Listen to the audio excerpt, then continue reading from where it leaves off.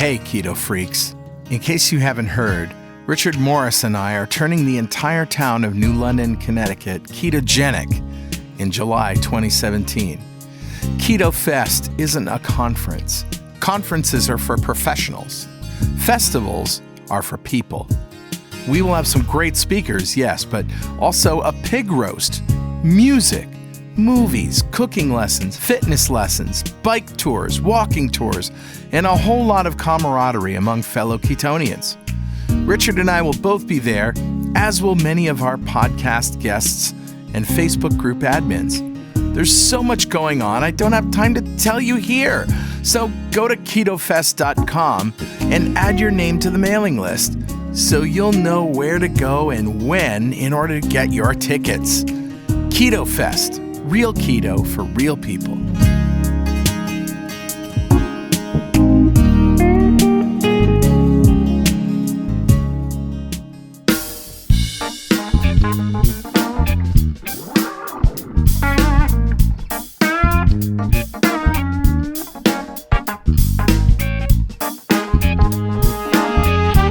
Welcome back to Two Keto Dudes. This is Carl Franklin from Connecticut in the United States. And in February of 2016, I put myself on a ketogenic diet to take control of my metabolism. In just 2.5 months, I managed to reverse all my markers of type 2 diabetes with diet alone. As of now, I'm 70-ish pounds lighter with no signs of diabetes or heart disease. Hi, I'm Richard Morris in Canberra, Australia. I've been on a ketogenic diet for over 2 years. When I started, I was very sick with complications from type 2 diabetes. Within 6 months of starting a ketogenic diet, all of my biomarkers of disease had disappeared. I've also lost about 70 pounds and I've completely turned my health around. So this show is a document of my progress through ketosis and Richard's experience thriving for years in ketosis. Yeah. And hopefully that might help a few people who are curious about this kind of dietary hacking. Yeah, we're not doctors. Nope. We don't want to give anyone any medical advice, but we are keen to share our own experiences. We're actually both software developers, so we're not afraid of a little technical detail, are we, Carl? Nah. We have done some research into our own deranged metabolisms and the science behind them. We hope to share some of that research. Where possible, we intend to put links in the show notes to cite the research supporting any claims that we make. And you'll probably work out pretty quickly that we're both foodies. Yeah. We love to cook and we love to eat. So we share the great food that we can eat on this diet. And every episode, each of us share an essential keto recipe for your perusal. We sure do. Yeah. So let's start podcast episode number 30, The Fathead Show.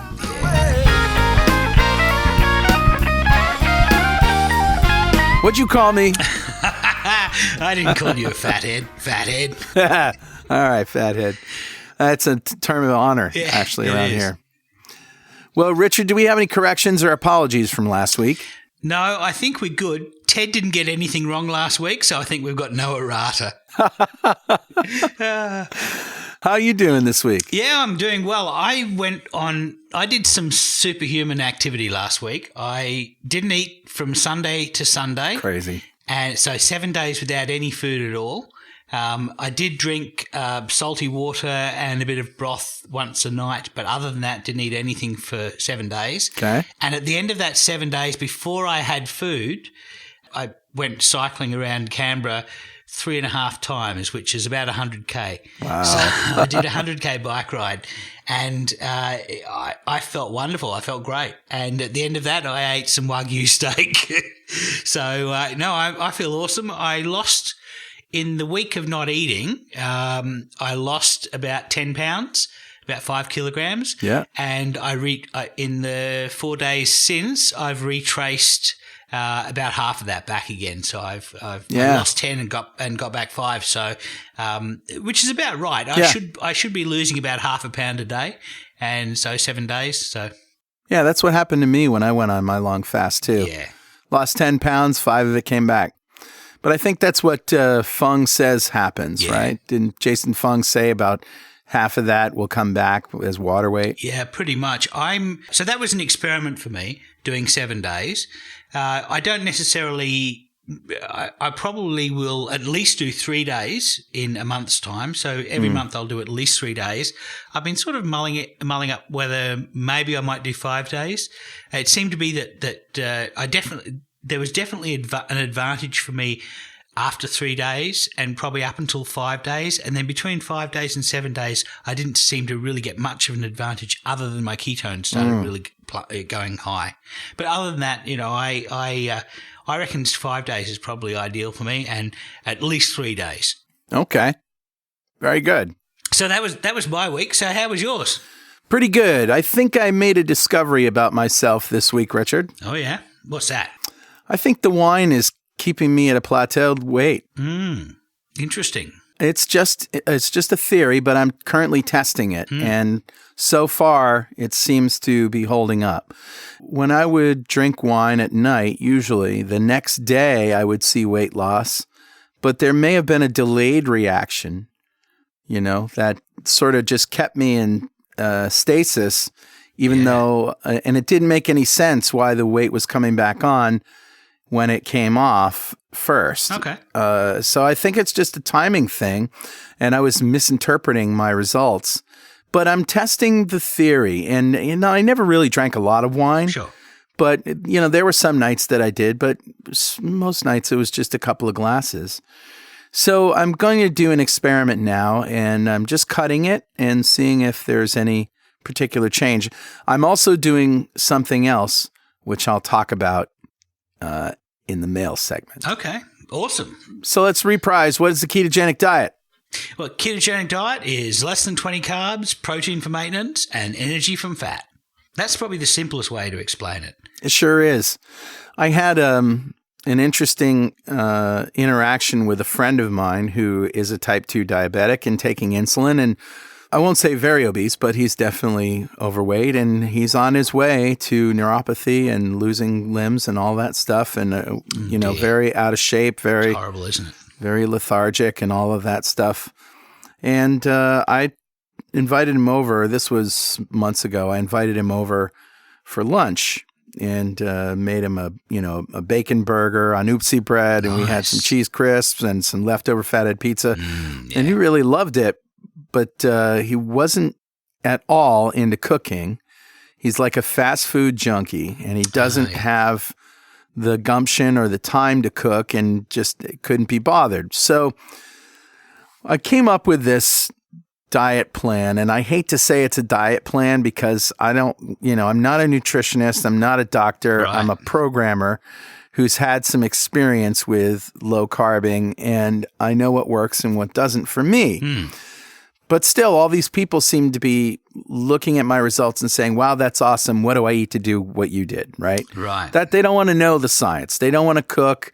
They don't, that's too much thought. They want some keto coaching, and it's not something really that we have the time to do. Yeah, that's right. Nor the will, really. I mean, keto coaching is a whole thing in and of itself. And so I did put up a blog post, however, that, if you are obese, metabolic syndrome, type 2 diabetic, first thing you should do is consult your doctor and see if it's okay for you to go on a ketogenic diet. Oh, yeah.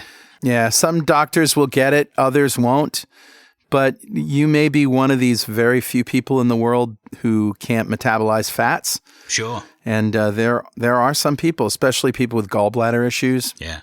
So you do need to check with your doctor about that. And then if your doc gives you the green light, then I have a ketogenic diet plan that's based on McDonald's and eating out. It's not a great ketogenic diet plan, but it does the job. No. Well, the key is to get people started. Yeah. Get them a taste of what having no hunger is like. Get them a taste of what it feels like to produce ketones and to have energy and to get that feeling. And just a feeling of control. And while you're right, it's not the best diet because, we're using Mahler's low-carb bread for toast, and you go to McDonald's and you get eggs and cheese and bacon and whatever from them, which has God knows what in it. And you go out to dinner every night. And but the idea, again, is to get people into it. Yeah. And this might be an easy way for people to dip their toes in the water and see if it's for them. So we'll link to that blog post. Yeah. I think that the ketogenic diet tends to push a bunch of people away. It tends to push away people who don't like the idea of cooking. Yeah. It also tends to push away people who very ingrained with the old food pyramid model. Right. And I think for them, it's best to explain the diet as one of high nutritional density. So eating vegetables that have a high nutritional density and avoiding vegetables that don't. So vegetables that don't would be potatoes and anything, gourds, rice. Rice. Sweet potatoes. Or grains, any of the grains as well. And focusing on things like cauliflower and cabbage and spinach, particularly. Spinach is extremely, extremely dense in nutrition. So I think that works actually. It works well for those people. And also when you're talking about fats and meats, you can focus on those that have high nutritional density. Mm-hmm.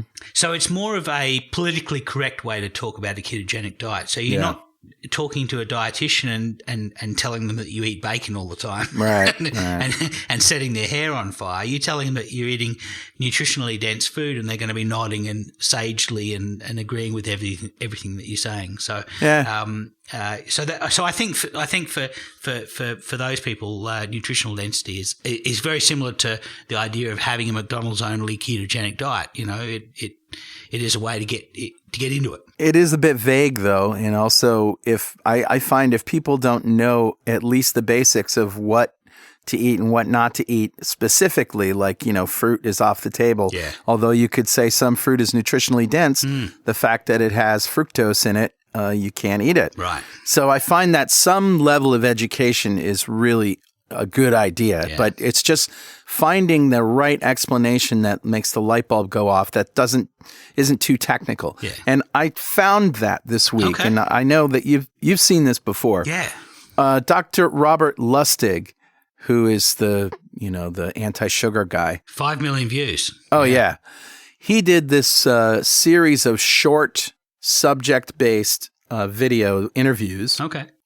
With graphics and explanations that talk about, nutrition and health. And one of them is an 8-minute long piece that's all about the vicious cycle of metabolic syndrome, diabetes, insulin, leptin, hunger, and behavior. And he sums it up in 8 minutes. And we're going to link to this so that you can show this to people and the light bulb goes off. Yeah. It's amazing.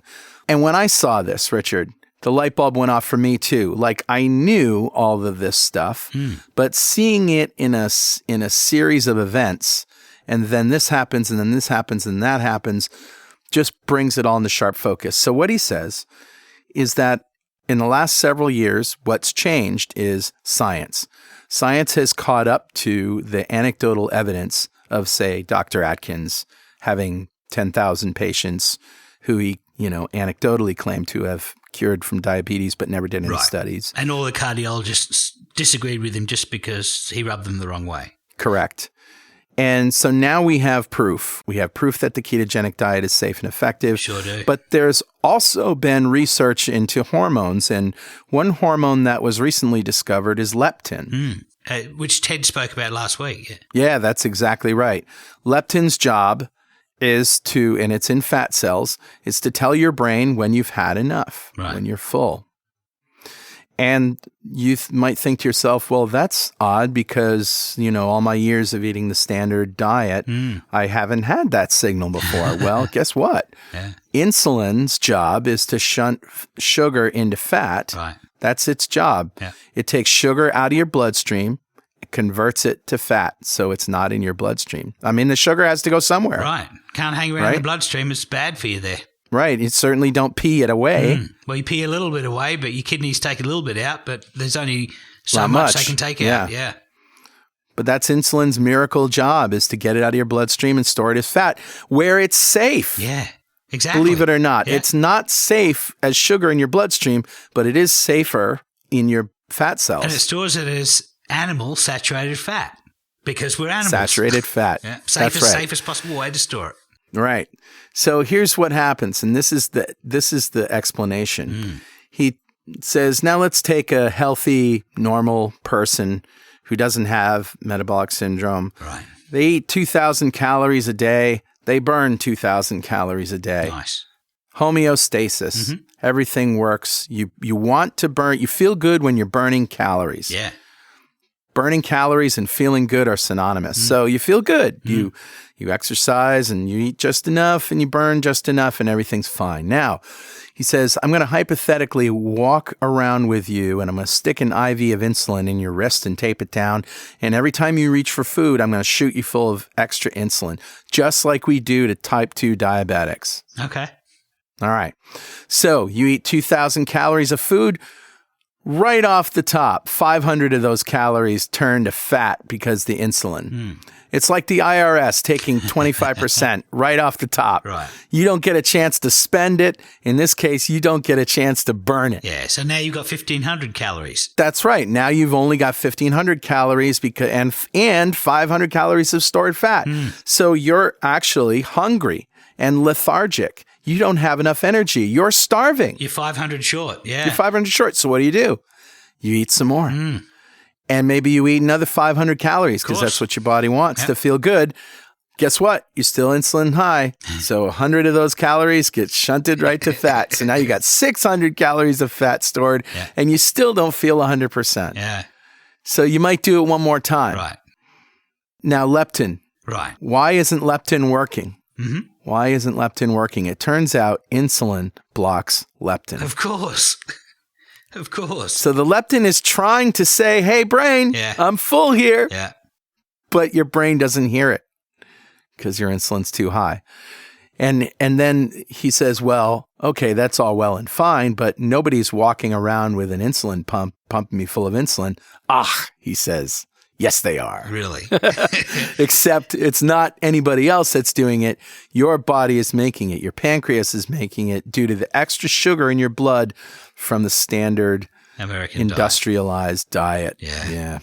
Incredible. So there you go. That's the whole cycle right there of disease and hunger and metabolic syndrome. And that's why it just spirals out of control. And the obvious antidote is lower the insulin. Insulin's job is to take blood sugar and turn it into fat. That's what it does. So if you don't have blood sugar, you don't have insulin. Its other job is to tell leptin, la, la, la, I can't hear you. Yeah. And a bazillion other things too. It's like the master hormone. Yeah.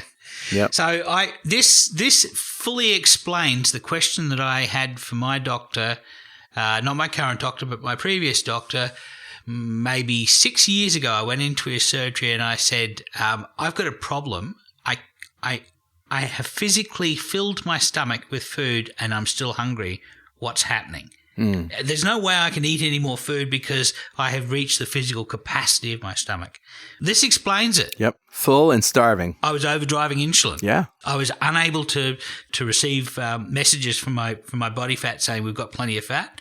Yep. So this fully explains the paradox of somebody who has that extra 600 calories of body fat but is still hungry and they're lethargic. They don't want to do any exercise. Yep. That explains the problem. That is the problem right there in a nutshell. So Robert Lustig, check his stuff out on YouTube. We'll link to it. Yeah, that's awesome. Okay, Richard, it's time for... Mail! Mail! Mail! Mail. You know, this is a very male-centric show. We ought to get some female in here someday. I think we need some female.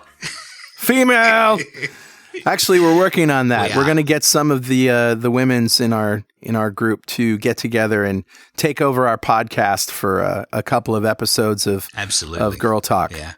But for now, I have a message that came to our Facebook group, which you can get to easily at fb.2keto.com. And this comes from Beverly, and she says, I need advice. I finally convinced my pre-diabetic husband to join in on the keto diet thanks to a road trip and playing the podcast. Awesome. Only one podcast episode and he was on board. Thanks, Carl Franklin and Richard Morris. You're welcome. Yeah, you're welcome. And he's been strict since Sunday, and this is Thursday, so that's been, 5 days. Yeah. And pretty happy.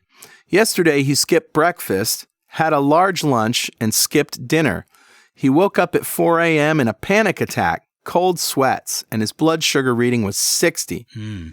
So that's 60 milligrams per deciliter. That's what we say in the United States. What does the rest of the world measure it in? That would be 3.3 millimoles per liter. So The US standard measurement is a mass measurement, and the non-US style, they're both metric. The non-US style is actually a concentration measurement. Okay. So Beverly goes on, he freaked and somehow found the little bit of sugar that was left in the house and ate it. He was hypoglycemic. I explained that it was transient and probably the keto flu, but he isn't convinced. His blood sugar was back up this morning, but his ketosis only registered 0.1.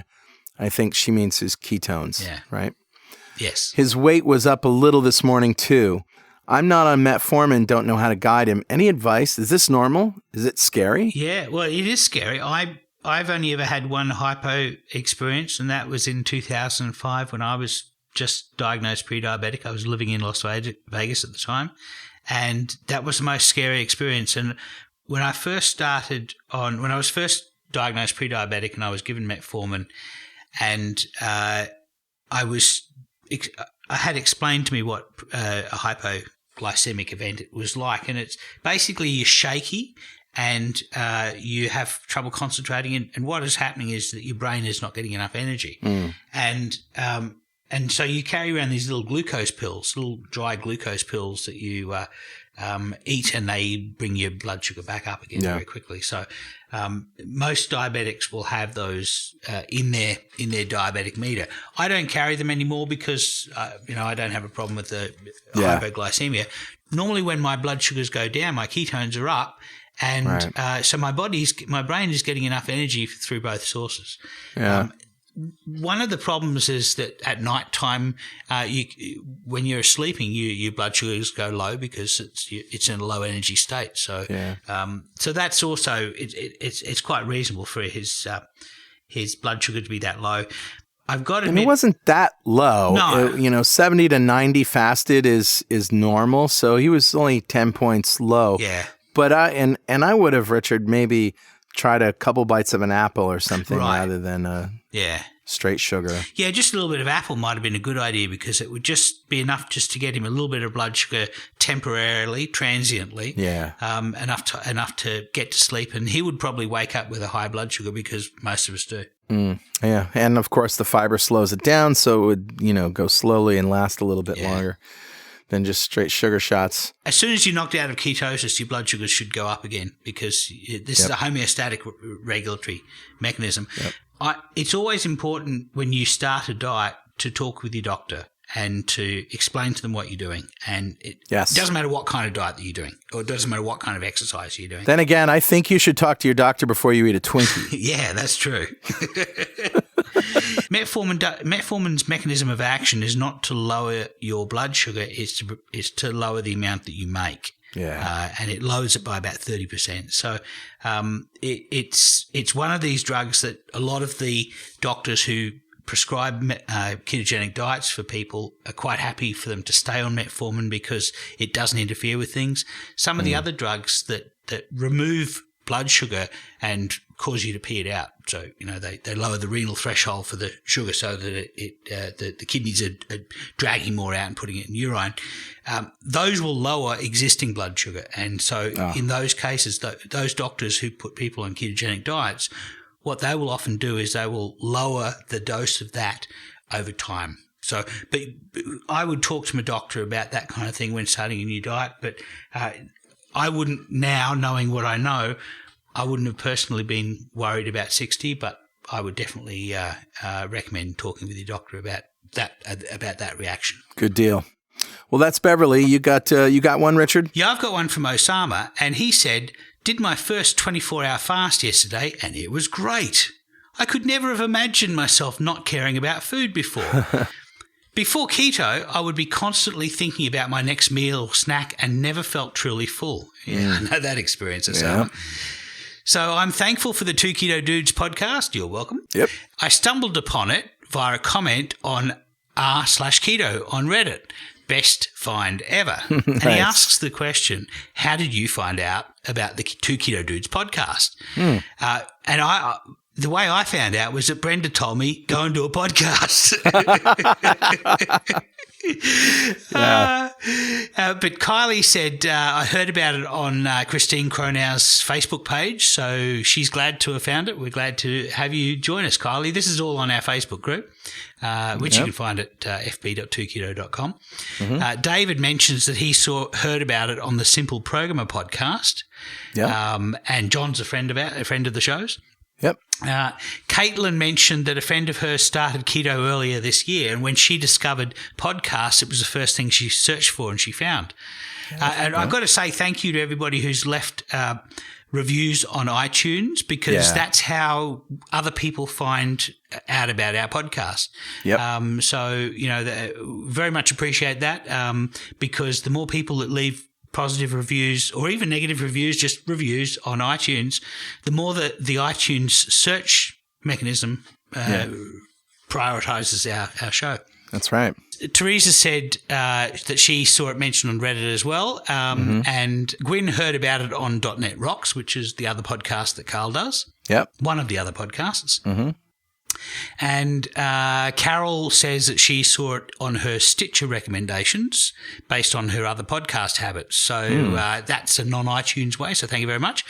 Mm-hmm. Kim, who's one of our mods, actually found us on iTunes by searching for the word keto. Cool. And, we're glad to have her on board. And Dawn mentioned that she was LCHF for a few months and then searched keto on Podcast Addict to help get more precise answers, and that's how she found us. Yep. And Vanessa mentioned that she belonged to a couple of other keto groups on Facebook, and there was a thread on podcasts, and we were mentioned on there. Great. And Marcos mentions that he heard about it on .NET Rocks, Carl's other podcast. So that's awesome. Yeah, very good. It's just amazing how these myriad of ways that people find us.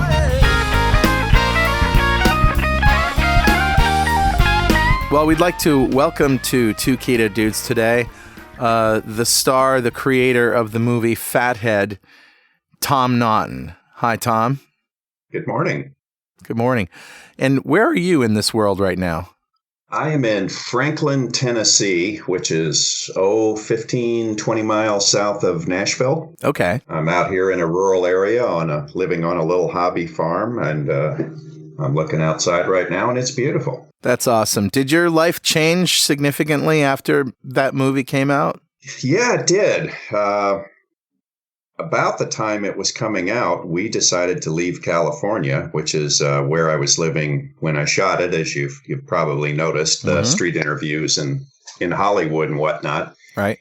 And it was, we didn't move because of anything in Fathead. We moved because my daughter had started kindergarten, and suddenly I was facing the reality of raising a kid in Los Angeles, and thought, wow, I really think I don't want to do this. So we left. You mentioned this, maybe it was just in the director's cut, but at the end of Fathead, you said how you had moved and, went to a farm and just started, growing food and all of that. And this is where you are now.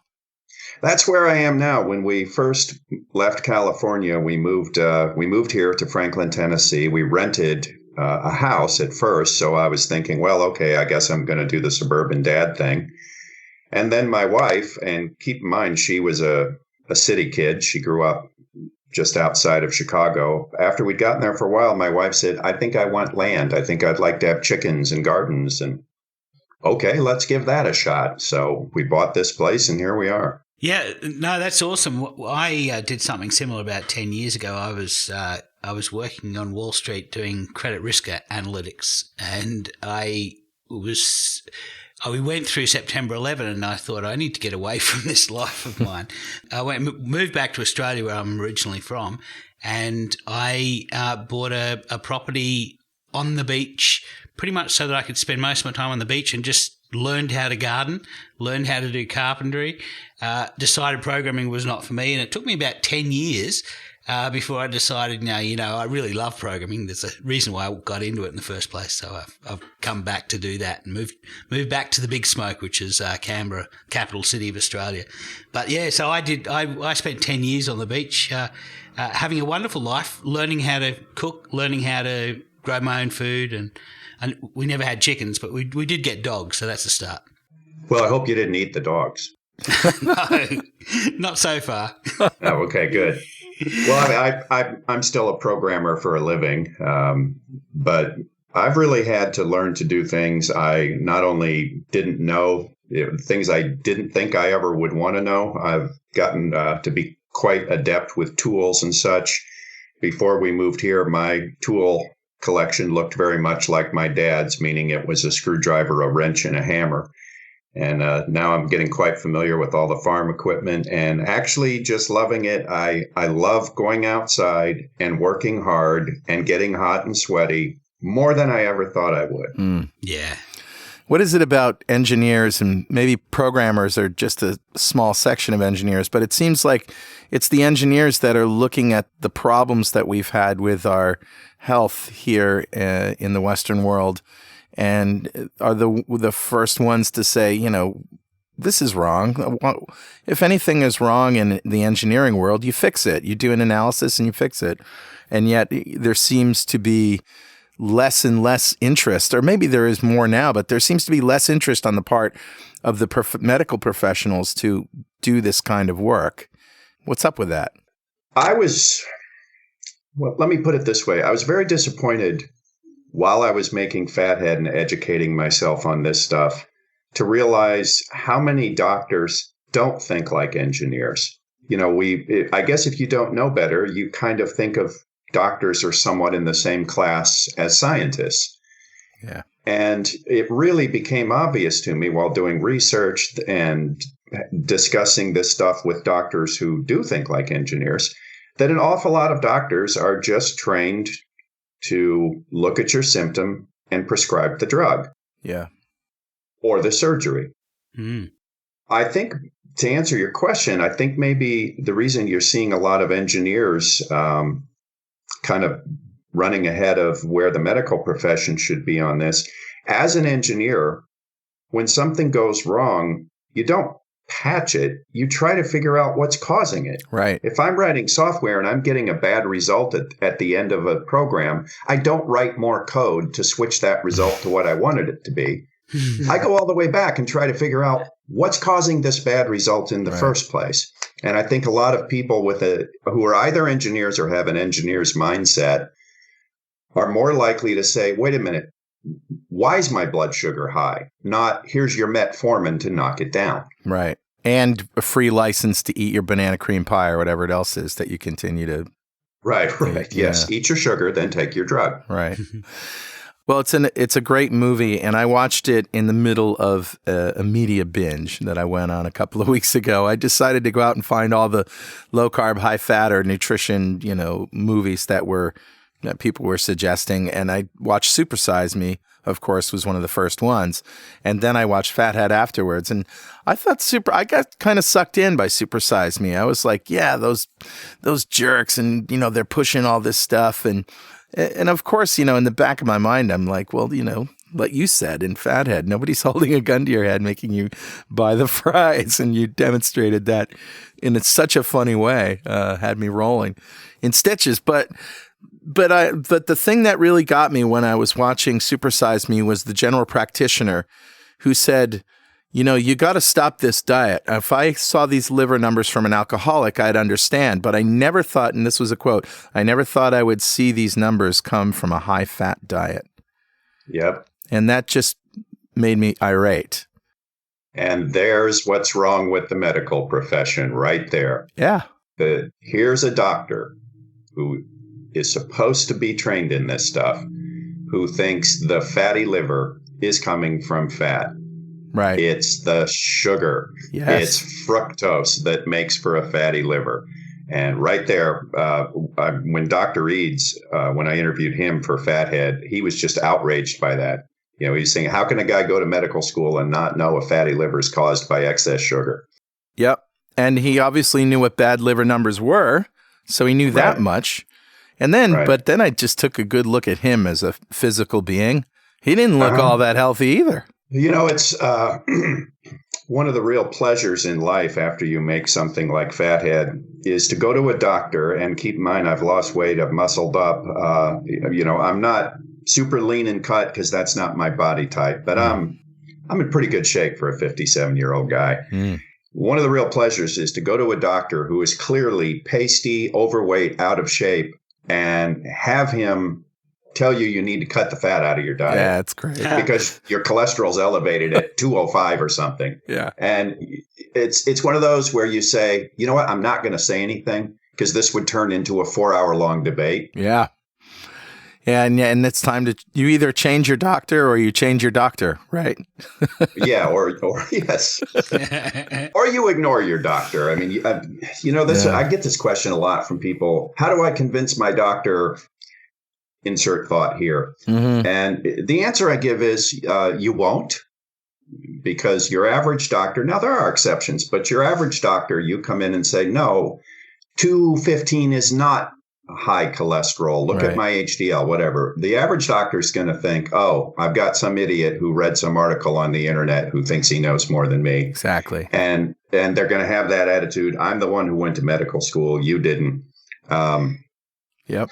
It's not worth starting that debate. You're not going to change their minds. And you don't want to completely tick off your doctor, because you know what? Someday you may go in because you actually do have a condition that really, truly does need treatment by a doctor with drugs. And you probably want this doctor to basically like you. So when, for example, my doctor tells me, oh, your cholesterol's a little high, let's watch that. And in the meantime, cut down the fat in your diet, just nod your head and smile, and then don't do it. Yeah, I had a similar problem. Not my current doctor. My current doctor is awesome, and she listens to this podcast. So, but my previous doctor, my cholesterol went over 200 milligrams per deciliter, and that is apparently the arbitrary line at which point they start doling out the statins. And he basically put me on a statin, and I was pre-diabetic at the time. And you can look back at how my body reacted to that statin. My LDL went down nicely, and everything else went to hell. And my glucose went. I basically became type 2 diabetic. My triglycerides flew through the roof, and my HDL plummeted. So you can see basically what happened. Now, at the time I said to the doctor, I'm not sure about this statin, and he said, I really think you should because of where your LDL cholesterol was. And so I went on it, even though against my better judgment. And I think I probably would still do that. If a doctor said to me, I think you should take something, well, I'm going to assume that they have a good basis for doing that, but I'm going to bring them in some science that disagrees, that supports my position. And that's something that Carl did. He basically printed out studies, research studies, RCTs, and brought them into his doctor and said, do you disagree with this? And she said, no, I have to agree with you. Yeah. So I think that I think you can engage your doctor, but you're right. You definitely want your doctor liking you when it comes time to look after a serious ailment. Definitely. The statin thing drives me up the wall. I have a relative, I'm not going to mention any names, who had a stroke a while back. He's type 2 diabetic. As a result of the stroke, he's having memory issues and, of course, muscle problems, trying to get back muscle function in the left side. Meanwhile, the doctor checks the cholesterol and says, oh, the cholesterol's high, puts him on a statin. Now, we have a guy who is a type 2 diabetic. It's been demonstrated pretty conclusively that statins make diabetes worse. Yes. We have a guy who has already had muscle damage from a stroke. Statins cause muscle damage. Yeah. We have a guy who's having memory problems because of a stroke, and statins cause memory problems. Right. He just put him on the worst possible drug for a man in his condition. Why? Because his numbers were somewhere over 200. It's insane. And the whole cholesterol heart disease link has been completely debunked now. Yeah. Completely debunked. It is not a marker for heart disease. Exactly. It's like saying we have to move you to a different zip code because people in your zip code have more heart attacks. Yeah. Or there's too many firemen at a fire. So if we want to prevent fires, we got to kill all the firemen. Exactly. So I've got a question. The Australian guidelines are all basically made up from the US guidelines, and I think that the South African ones are as well, and the New Zealand ones and the English ones. It seems like most of the English-speaking world has their dietary guidelines pretty much handed down on stone from the US dietary guidelines. And I have a real question as an Australian: where did the US guidelines come from? How do we get them so wrong? As I often say to people, to err is human, but to screw up big time, you need politicians involved. And the idea that fat causes heart disease, that was around, and it had some momentum. For those of you who haven't seen Fathead, the Reader's Digest version is that there was this idea. It had actually been around for 100 years, but or for 50 years at the time. But a scientist named Ancel Keys really promoted the idea that heart disease is caused by eating too much fat, that it's the fat that raises the cholesterol, and then the cholesterol builds up in your arteries, and that causes heart disease. When that idea first came around, and when he first started promoting it, it was almost uniformly rejected by the scientific community. But then over time, Keys, who apparently had an extremely headstrong personality, managed to get himself on the board and eventually sort of take over the American Heart Association. Yep. They began promoting the idea somewhere in the 1960s that everything should be low fat. But even so, really, most people were not jumping on that bandwagon until the U.S. government, in a series of hearings led by George McGovern, decided it was time for them to step in and tell people what to eat. And what eventually came out of that were the U.S. Dietary Guidelines, which called for low fat, low cholesterol, and this is the part that blows my mind, 6 to 11 servings of grains per day is the basis of your diet. Mm-hmm. Now, why the rest of the world decided to jump on that bandwagon, I don't know. I would hope that at some point, follow the money in Australia. Yeah, follow the money. All of you in Australia and elsewhere would learn there are certain times you really don't want to be like us. Yeah. And this is typical of what you do in Fathead. It's like, I wonder why this happens. And then there's a little shot of you under a bridge somewhere going, follow the money. The money. Yes. But isn't it true, though? I mean, there's so much money to be made from grains, and we were booming agriculturally. And it just seemed like, oh, okay, supposedly our health incentives align with our economic incentives. Let's just do a 1-2 punch and everybody wins. Well, and here's part of the irony of it. As I read in Gary Taubes's book, Good Calories, Bad Calories, the young know-it-alls on McGovern's staff assumed that when certain doctors, and quite a few doctors and researchers at the hearings tried to say, you've got it wrong. There's no evidence that it's fat that causes heart disease. There's no evidence that eating cholesterol causes heart disease. They just assumed that those researchers and doctors had been bought off by the meat and dairy industries. Right. It never occurred to them that what they were about to recommend was a huge, beyond huge gift to the grain industry. Right. And if you really look if you really look at who the powerful corporations are in America, it's grain. It's grain. It's Cargill. It's Archer Daniels Midland. General and this Mills. was a ginormous gift to them. Yes. Yes, indeed. Well, I have a little surprise for you, but first I just have to thank you for Fathead Pizza on behalf of everybody who listens to our podcast and low carbers everywhere. That is the most brilliant thing ever invented. How did that happen? I am going to have to jump in and give my disclaimer here, because people all over the world apparently are now calling it Fathead Pizza. Ladies and gentlemen, I did not create it. I had nothing to do with it except posting it on my blog. Oh. That was a recipe that my nephew discovered and tweaked ever so slightly. Yeah. And he emailed me and said, I made this. It's awesome. It tastes like real pizza crust. There's virtually no carbs. I said, great, let's post it on the blog. People love a good recipe. So I didn't even write the post. He wrote the post. He took the pictures. He put it on the blog for me.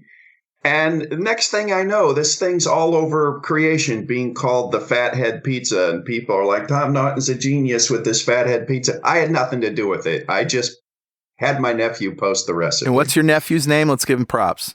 Eric. Shout out to Eric. Shout out to Eric. Maybe we'll call it Eric's Head Pizza. I actually made a variant of this by omitting the egg and cooking it on a pizza stone rather than a cold cookie sheet. And I actually cooked it in a friend of mine's brick oven who has a pizzeria. And it turned out to be amazingly awesome, better than the original. And now there's a bunch of people sort of using that variant. But I see variants of it everywhere. But the basic recipe of cheese and almond flour is just amazing. I'm going to have to try that without the egg. Yeah. So, Tom Naughton, we have a little surprise for you. You became an expert in low-carb, high-fat living, and you also became sort of an expert in McDonald's because you ate there a lot. But we want to know how much you really know about McDonald's. So we're giving you a little McDonald's quiz. Uh-oh, I feel like I'm on This Is Your Life. Let's see how you do. There's 10 questions. The first one, the McDonald brothers originally got into the fast food business selling which tasty items? A, hamburgers, B, hot dogs, or C, milkshakes? I believe it was milkshakes. Hot dogs. Okay. Wow. Long before the Big Mac, there was the McDog. Dick and Mac McDonald opened a hot dog stand in Arcadia, California in 1937. All right, so question 2. Which has been on the McDonald's menu the longest? A, frozen fries, B, fillet fish, or C, the Big Mac? I don't think it was the Big Mac because I'm pretty sure I'm old enough to remember when that came out. So I am going to say fillet of fish. Yes, the fillet of fish has been hooking hungry customers since 1962. Cincinnati franchise owner Lou Groen invented it to appeal to Catholic clientele who abstained from eating meat on Fridays. And as a young man who was raised Catholic, I believe I ate a few of those on Fridays. I'm sure you did. Okay, here's one. What actor originally played Ronald McDonald? Is it A, Monty Hall, B, Wilford Brimley, or C, Willard Scott? Willard Scott. Yes, correct. Having previously performed as Bozo the Clown, Willard Scott was a shoo-in for Ronald McDonald. Okay, and the fourth question. What anti-McDonald's publication did the company challenge in the famous McLibel case? A, anti-McDonald's pamphlets from Greenpeace, B, Fast Food Nation, or C, Supersize Me? I don't think they went after Supersize Me. And I know they did have issues with Fast Food Nation. So what the heck? I'm probably wrong, but I'm going to say Greenpeace. Yes, correct. Although McDonald's has paid out millions for coffee burns and beef-flavoured fries, it didn't back down in its libel suit against Greenpeace. The longest trial in England's history ruled in favour of the fast food giant. So the next question is, which of the following McDonald's menu items is the most popular? A, Happy Meal, B, Egg McMuffin, or C, Chicken McNuggets? Chicken McNuggets. It's the Happy Meal. The Happy I Meal. thought they sold more Chicken McNuggets than anything. Well, maybe this is an old quiz, but the Happy Meal has become a dietary rite of passage for many kids across the globe. About 20% of all McDonald's orders are for Happy Meals.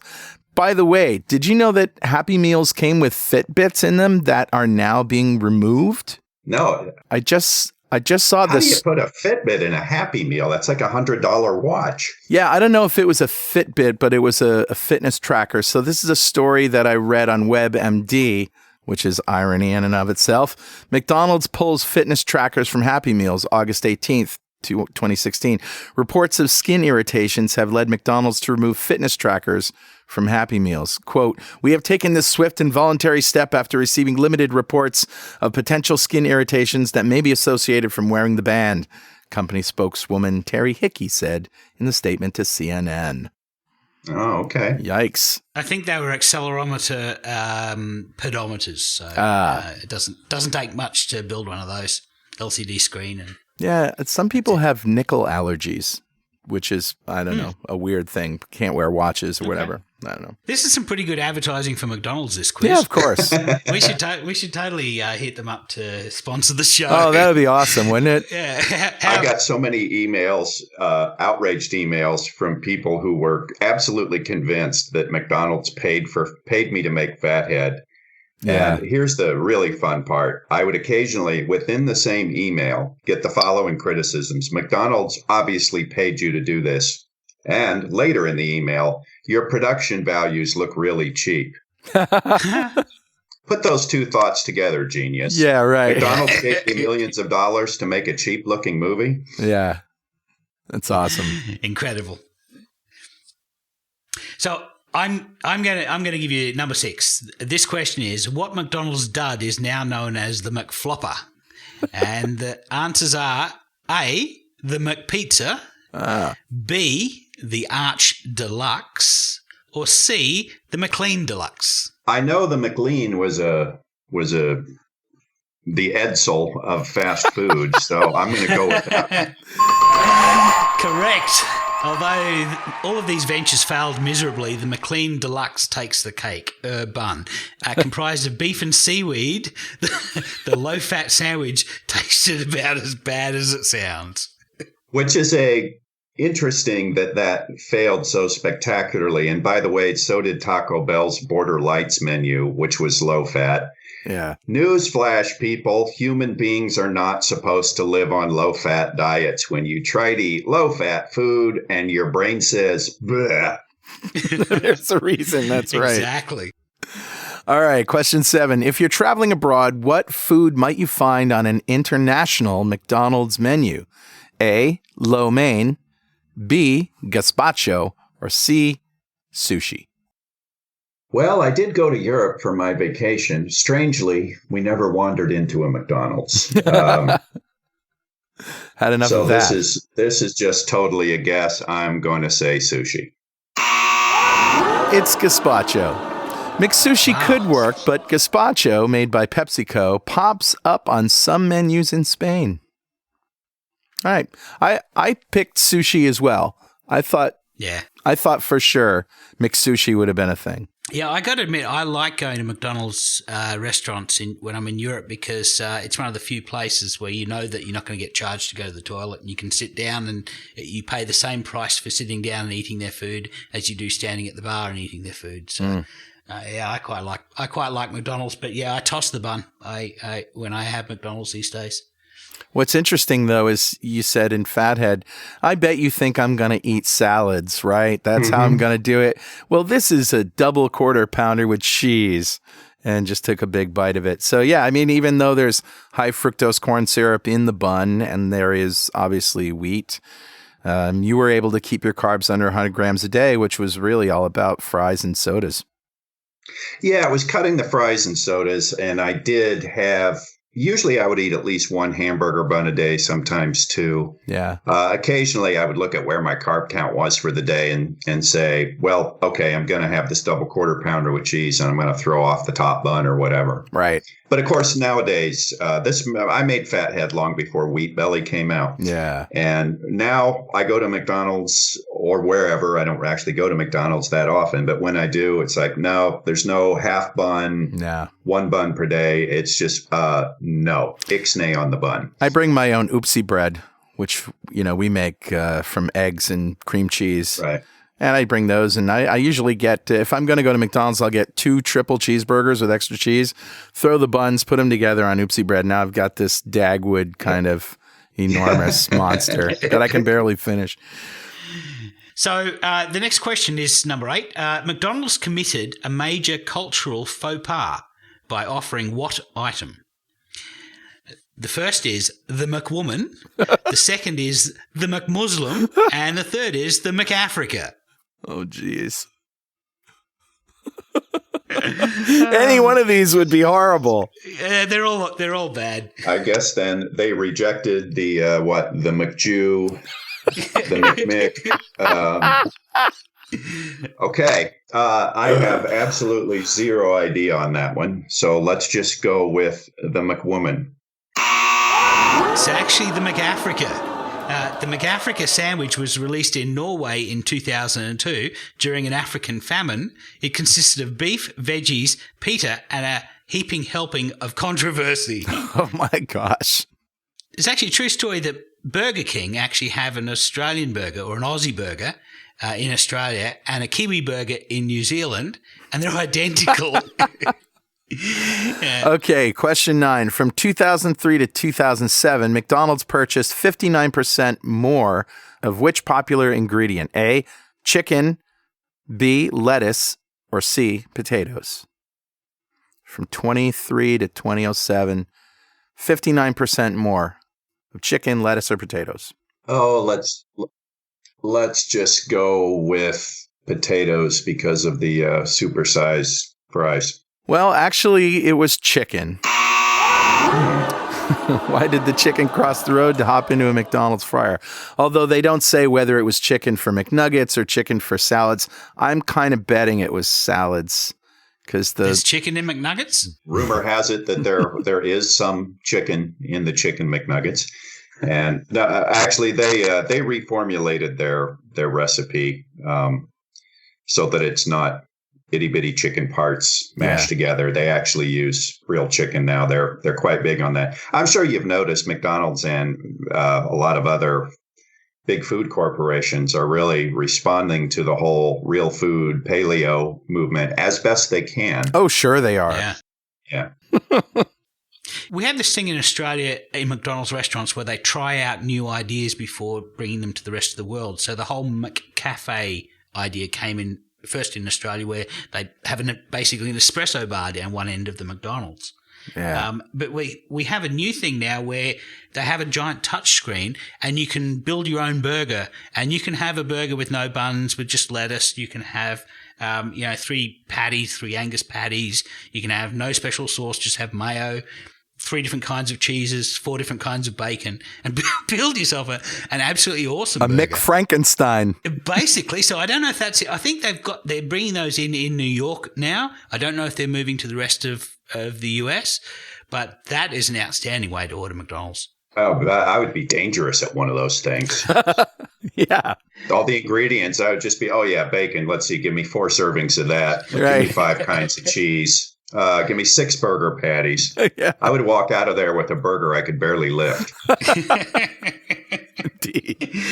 Well, I highly recommend it, I must say. So the last question is, who was the original McDonald's mascot? And our options are A, Hot Dog Henry, B, Flippo, or C, Speedy. No idea, but since hot dog was the correct answer earlier, I'll just jump in and say Hot Dog Henry.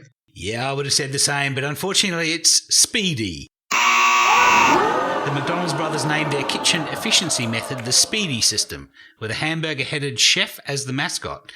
And perhaps Hamburger knows of the late Speedy's whereabouts. So what I get, about 50% right? Yeah, I think you got 5 out of 10, so that's a passing grade. Yeah. Barely. And we'd like to thank money.howstuffworks.com for putting this quiz online. We'll add a link to it just so that you don't think we're ripping them off completely, which we are. Tom, before we say goodbye, can you tell us what you're working on these days? Is there anything up and coming that we should be aware of? Sure. My wife and I are, I hope, nearing the end of producing a book tentatively titled Fathead Kids, Stuff About Diet and Health I Wish I Knew When I Was Your Age. Oh, awesome. Basically, I've taken the knowledge that I have now as a man in his 50s and said, now, if I'd known all this when I was 10, my life would have been different. And it wouldn't have, because I wouldn't have gotten fat. I wouldn't have developed the boy boobs. I probably would have had bigger muscles and probably would have dated more pretty girls. But of course, I ended up marrying an awesome girl. But it's basically just taking what we know about how diet affects health, especially the difference between real food and processed food, and explaining it to kids in a fun, cartoony, semi-comical way. That's so great. My kids need that badly. Yeah, and everybody's, don't they? Well, and it's funny. I've mentioned this to a couple of doctors, like Dr. Westman, for example, told him about it. And I believe it was Dr. Westman who said, great, if you can explain it at the kid level, there are some doctors out there who will finally understand it. Yeah, you're so right. So it's not strictly for kids. I sincerely hope adults find it amusing. But one of the real pleasant surprises after Fathead went to Netflix and found a really big audience was the number of parents who told me that their kids really liked it, which surprised me. But I guess, if you make things kind of fun and entertaining, kids will pay attention. And boy, we've got to get them paying attention to how diet affects their health.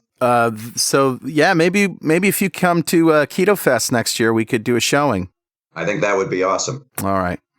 Well, Tom Naughton, thank you so much for joining us and for making the movie and continuing to be a great voice for the low-carb, high-fat movement. Your blog is spectacular. Your posts are hilarious and sad and informative all at the same time.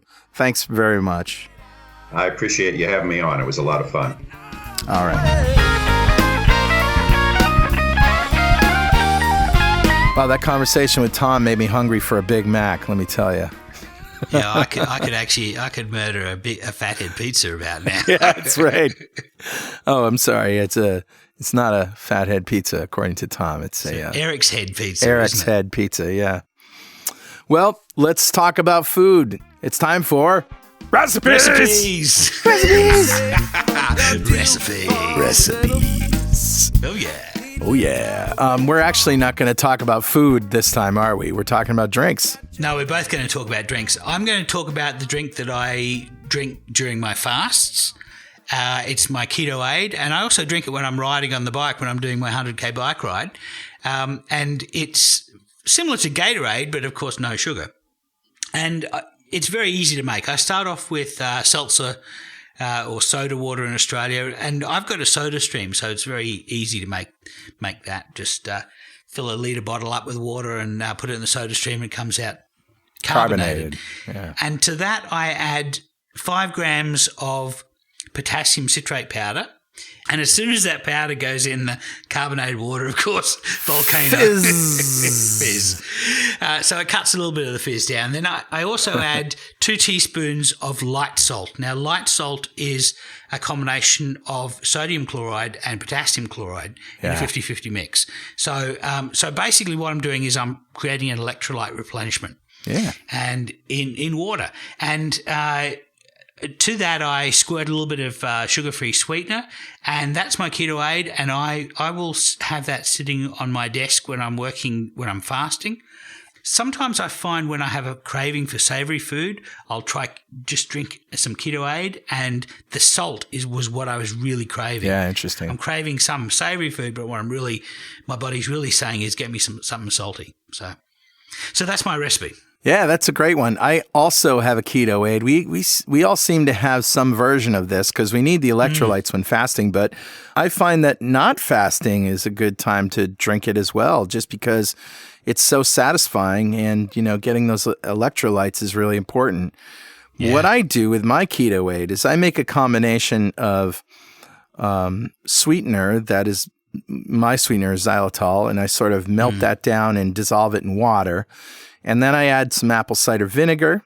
I add the light salt that you do. And I also add a little magnesium citrate, which they sell as a laxative solution. Okay. But the dosage for that is like half a bottle. It's crazy. Wow. I got to find some of that, because that I am lacking magnesium in that drink. So, yeah. Yeah. So I just put a couple of tablespoons of that. Now, this is my concentrate, right?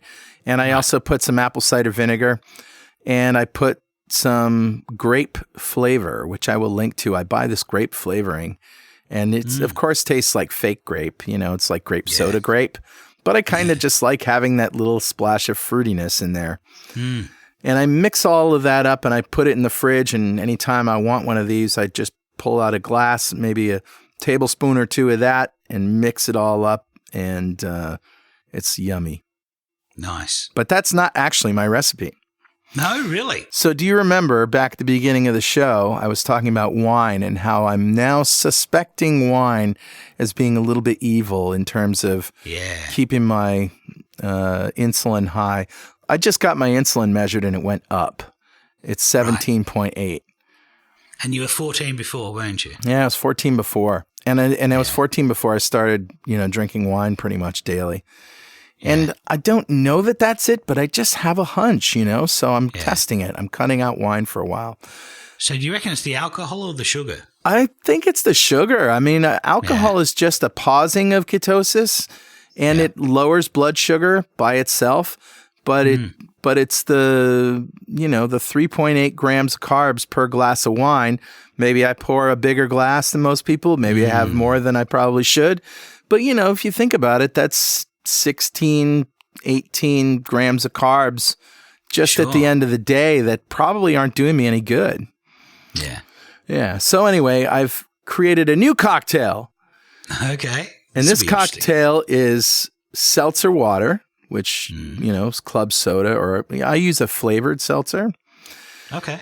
Yep. So it's got a little fruit flavor to it. And I add a teaspoon of apple cider vinegar. And we're going to do a whole show on apple cider vinegar, I think, because there's something to this. And I'm not going to go into it here. We don't know if the science was funded by the apple cider vinegar people or not, but acetic acid, which is the main ingredient, the active ingredient in apple cider vinegar and in all vinegars, you were saying it's a short chain fatty acid. It's fat. It is. Not a lot of people know this, but it's a carboxylic acid, just like butyric acid and lauric acid. It's a saturated fat. Interesting. I don't think of saturated fat when I think of apple cider vinegar, but it does tend to have this effect on people. It lowers hunger and insulin and blood sugar.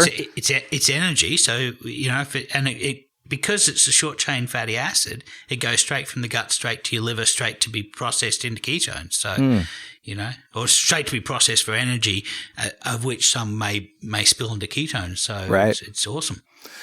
And so I have the apple cider vinegar, and then I just pour a shot of whatever. I was using Angel's Envy rye, which has this wonderful mapley, caramely flavor to it that's just really good and fit really well with it. But I ran out of that, so I'm just using bourbon or some rum or whatever I can find. Yeah, maybe, vodka would be sort of the purest, cleanest form, I suppose, but who knows? Need ethanol, maybe. Yeah, right. I mean, it's why I just pour some gasoline in there, yeah. But anyway, and I am also cutting that down to, 1 or 2 of those in the evening. And I've done this for a few days, and it seems to be working. I'm a lot less hungry. I mean, I never was really, really hungry, but I'm less peckish. And the weight's coming off. So I'm hopeful that it will continue. And you have some to donate, so that's awesome. Yes, that's right. All right, Richard, that's a show. A good show. We'd like to thank Tom Naughton for stopping by and fattening our heads. Absolutely. If you have anything that you want to tell us, something we said wrong, something you don't agree with, or some more research that you found to support or even refute what we've said, send it by email to dudes@twoketodudes.com or post it on our website or tell us about it in our Facebook forum. That's right. That's at fb.2keto.com. You can follow us on Twitter at 2ketodudes and also on Instagram at 2ketodudes. And gee, I think that's just about all the ways that you can contact us. Great show, Carl. Until next week, keep calm and keto on. Keep calm and keto on. And we'll see you next time on 2 Keto Dudes.